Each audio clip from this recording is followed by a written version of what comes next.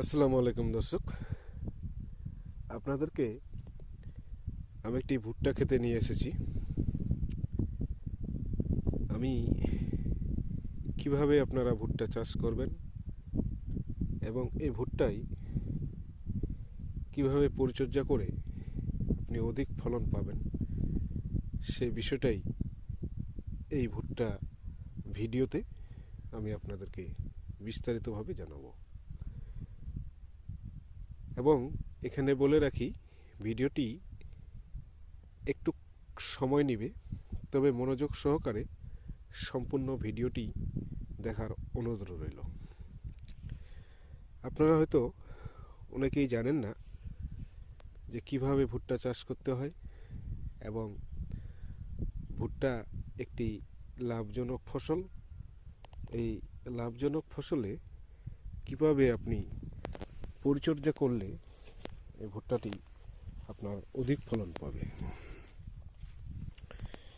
সে বিষয়টা নিয়েই আজকে মূলত এই ভিডিওটা আপনাদের জন্য তৈরি করেছি এবং ভিডিওটি মনোযোগ সহকারে দেখবেন।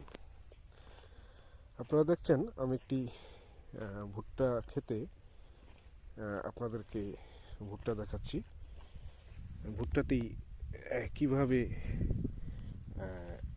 লাভজনক হয় এবং কিভাবে এই ভুট্টা পরিচর্যা করলে আপনি ভালো ফলন পাবেন, সেটি বিষয় নিয়ে আলোচনা করতেছি। দর্শক, দেখতে পাচ্ছেন ভুট্টার গাছ কিন্তু 4 থেকে 5টি পাতায় হয়েছে এবং এই ভুট্টাগুলো